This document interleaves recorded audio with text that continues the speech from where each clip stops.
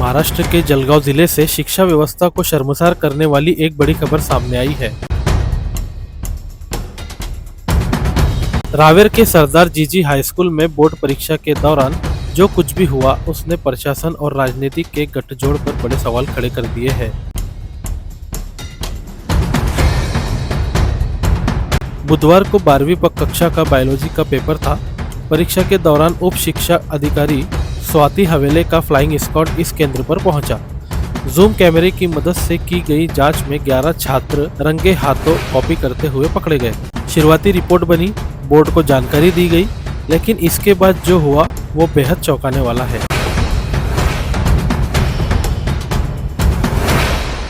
आरोप है कि जैसे ही ये कार्रवाई हुई, सत्ता के गलियारों में हलचल मच गई।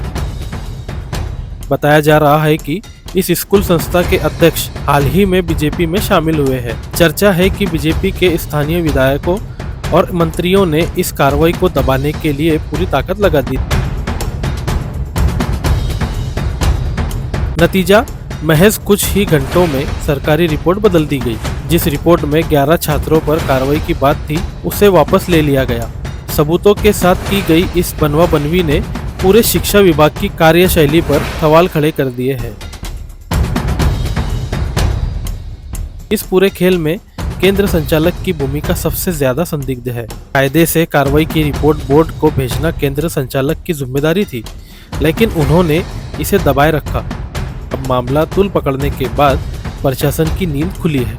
मी तिथे गेल्यावर त्या काही मुलींकडे कॉपी केसेस सापडल्या, तर त्या मी जप्त केल्या, त्यांचा पेपर पण जप्त केला आणि दुसरी उत्तरपत्रिका देण्याच्या सूचना दिल्या आणि सगळे कॉपी आणि त्यांचे रेस हॉल तिकीट वगैरे सगळं घेऊन यांच्याकडे आले केंद्र संचालकांच्या कार्यालयात आणि तिथून एक प्रपत्र 3 असतं तर ते भरून केंद्र संचालकांना दिलं आणि पुढची कार्यवाही करण्याच्या सूचना दिल्या होत्या पूर्ण। आणि त्याच वेळेस मला बोर्डाच्या सचिवांशी पण मी याच्याशी हे केलं की हा मोठा हे दिसतोय तर तुम्ही हे करा, तर ते म्हणे की करून टाका कॉपी केसेस। मग मी त्यांना ते 11चा रिपोर्ट दिला होता।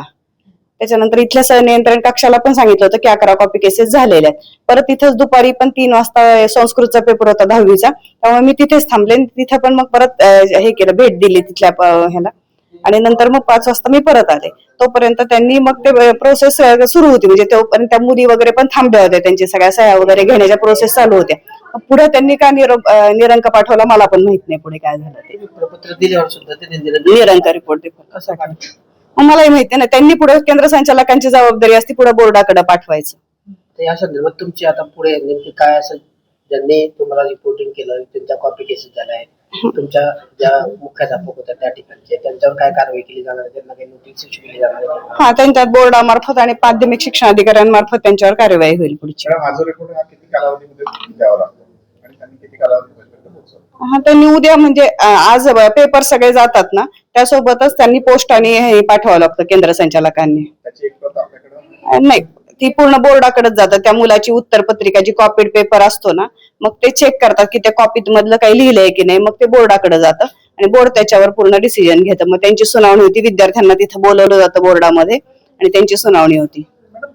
केंद्र संचालकांचं असं म्हणणं आहे की ज्यावेळेस भरारी पत्रक आमच्या इथं आलं त्यावेळेस कॉपीचा कुठलाही प्रकार घडलेला नव्हता आणि तशी अभिप्राय पुस्तिकेत देखील नोंद भरारी त्यांनी मला ती अभिप्राय पुस्तिका दिलीच नव्हती। त्यांना अशा त्यात कसं होतं, 11 झाल्यामुळे एका त्या भरारी पुस्तकाचे पथकाचे हे असतं, त्यामध्ये 3च कॉपी केसेस लिहिता येतात, 3च हे असतं। मी त्यांना म्हटलं असे 4-5 लागतील मला, कारण त्या प्रत्येकात नोंद करायला। म्हटलं सगळे भरा, म्हणजे मग मी सगळ्यांवर हे करते। त्यांनी मला तिथे उपलब्धच करून दिली नाही ती अभिप्राय पुस्तिका। ज्यावेळेस संस्कृतचा पेपर झाला ती माझ्याकडे उपलब्ध आहे, त्यांच्या दुसऱ्या पेपरची ह्याच्यातली त्यांनी दिली, पण यांनी ती अभिप्राय पुस्तिकाच मला उपलब्ध करून दिली नाही।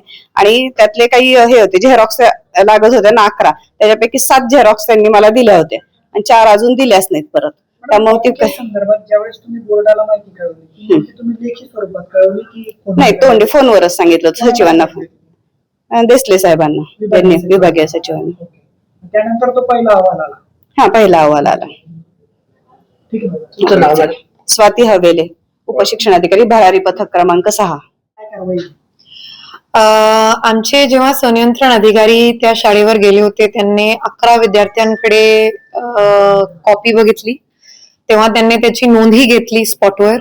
सगळे प्रपत्र भरून केंद्र संचालकांकडे सबमिटही केले, पण नंतर असं निदर्शनास आलंय की त्या केंद्र संचालकांनी निरंक अशी रिपोर्ट वरती पाठवलेली आहे. तर आपण आज त्यांना एक शोकॉज साधा सर्व करणार आहोत की बाबा तुम्ही प्रपत्र असताना सुद्धा रिपोर्ट का बदलले, आणि मग उत्तर आल्यानंतर त्यांना सुधारित रिपोर्ट सुद्धा वरती पाठवायला लावणार आहोत. आणि अशी केसेस म्हणजे एक एक्झाम्पल हे आपण सेट करू, त्यांच्यावर कार्यवाही करून ही अशी केसेस बाकी जिल्ह्यात कुठे झाली नाही पाहिजे जे आहेत ते, आणि एका कागदी पुराव्यानंतर तरी हे बदलले नाही पाहिजे, तशी आपण कार्यवाही करू. मॅडम, जिल्हाधिकाऱ्यांनी स्पष्ट भूमिका सांगितली होती की कॉपी केस सापडली तर थेट संस्थाचालकांवर कारवाई केली जाईल, शाळेवर कारवाई केली जाईल. आता थेट प्रकरण समोर आले तर त्यांच्यावर पण काही कारवाईची नाही. एकदम शासन सुद्धा ठाम आहे कॉपी मुक्त महाराष्ट्रांसाठी, की बाबा आपण प्रयत्न करायलो गुणवत्तापूर्ण शिक्षणाचा, तर त्यात कॉपी मुक्त असणे हा फार महत्वाचा धोरण आहे शासनाचं. त्यामुळं आपण हे जर केंद्र संचालक आहे किंवा शाळा संस्था हे सुद्धा याच्यात मिळून काम करून दिसून आली तर आपण नक्की त्याच्यावर कार्यवाही करणार आहोत. हे बघा, मी तेच सांगितले की आज आपण मुख्याध्यापकांकडून खुलासा तरी घेऊ की प्रपत्र असताना सुद्धा त्यांनी वेगळी रिपोर्ट का पाठवली, तर एकदा ते आला मग मला पुढची कार्यवाही आणि पुढचा बाईट सुद्धा देता येईल. पॉलिटिकल प्रेशरचा एक खूप जोरदार चर्चा सुरू आहे, त्या संदर्भात काही तुमच्यापर्यंत माहिती आहे? नाही, माझ्यावर नाही, आणि माझे जे संनियंत्रण अधिकारी उपस्थित आहेत त्यांनाही असं काही प्रेशरचा विषय नाही. केंद्राची मान्यता रद्द होऊ शकते का ते आगामी काळात जर तुम्ही खुलासा हे केल्यानंतर? जर आता मी परत सांगतोय, शासन एवढं स्ट्रिक्ट आहे याबद्दल की जर ती शाळा आणि तो केंद्र याच्यामध्ये सहभागी दिसून आला तर नक्की आपण स्ट्रिक्टेस्ट कारवाई, जे तुम्ही म्हणाले की लायसन्स रद्द करायचे, तोपर्यंत काम करू. सवाल अब भी वही है, क्या सत्ता की शक्ति के आगे शिक्षा के नियम ढीले पड़ गए? क्या उन ईमानदार छात्रों के भविष्य का कोई मोल नहीं है जो मेहनत से परीक्षा दे रहे हैं? Zaki Ahmad, Khandesh time news, Jalgaon.